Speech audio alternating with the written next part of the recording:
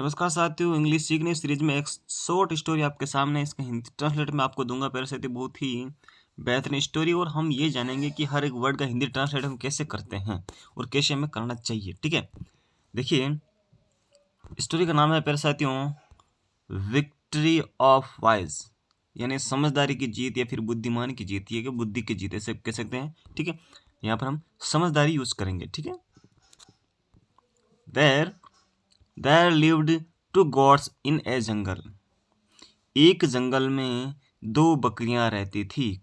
कितनी? दो बकरियां रहती थी। ठीक है, वन डे एक दिन, दे वे मीट यानी मिली ऑन ए नेरो प्लैंक। एक दिन वे मिली ऑन ए नेरो प्लैंक यानी एक संकरे तख्ते पर, यानी कोई जो आपको पता है नदियों के जो नहरें होती हैं उनके बीच में होता है थोड़ा संकरा तख्ता होता है लकड़ी का बना हुआ। ठीक है, वहां पर वो मिल गई। ठीक है, दोनों बीच में मिल गई। The plank was a bridge. हाँ, जो प्लैंक था लकड़ी का वो एक पुल था। क्या था? पुल था और उसके नीचे पानी था। There was deep water under it. Under it का मतलब क्या हुआ? अंडर इट यानी उस जो प्लैंक था, जो पुल था, उसके नीचे क्या था? डीप यानी गहरा पानी था। क्या था मेरे साथियों? गहरा पानी था। ऐसे ही हमें इसका ट्रांसलेट करना है प्यारे साथियों। ठीक है, देखते हैं, चलो आगे। The goats were standing face to face. The goats बकरियां थी खड़ी, स्टैंडिंग यानी खड़ी हुई थी, फेस टू फेस आमने सामने। हम कहते हैं ना मुझसे फेस टू फेस मिल कर तो क्या लगा, कुछ नहीं, बट फेस टू फेस मिल बोलते ना sir. The goats were standing face to face. जो बकरियां थी वो खड़ी थी कहाँ पर? अपने आप को बिल्कुल फेस टू फेस खड़ी थी।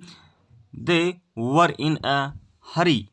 दे वर इन ए हरी, वह बहुत जल्दी में थी। And fix but what to do now, लेकिन अब क्या करें?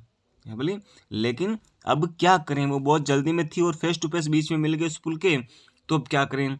बोथ वर थिंकिंग, दोनों सोचने लगी, है ना, दोनों सोच रही थी। Some idea, both were thinking some idea to cross the bridge.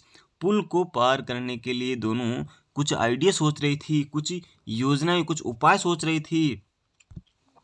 The talk together, एक दूसरे से कह रही थी। फर्स्ट बकरी ने कहा, first God friend, Mitra, the bridge is very narrow, यानी बहुत संकरा है। ये जो पुल है बहुत संकरी है या फिर संकरा है, ऐसे कह सकते हैं।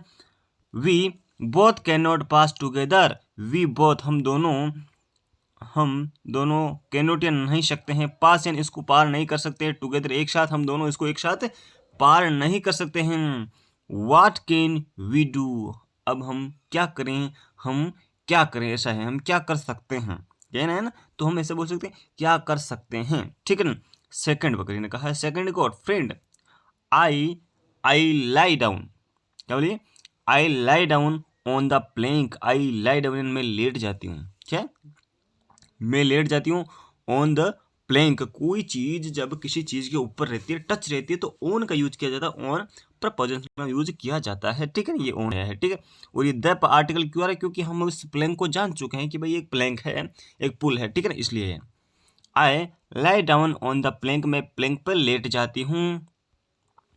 और pass you over me easily, और तुम पार कर जाओगी ओवर, मेरे ऊपर से निकल जाना। यस, आराम से निकल जाओगी मेरे ऊपर से। ओवर यानी ऊपर से निकल रही है वो। ठीक है ना, उसके ऊपर से निकल रही है ना, उसको टच नहीं कर रही फिर भी ऊपर से निकल रही है।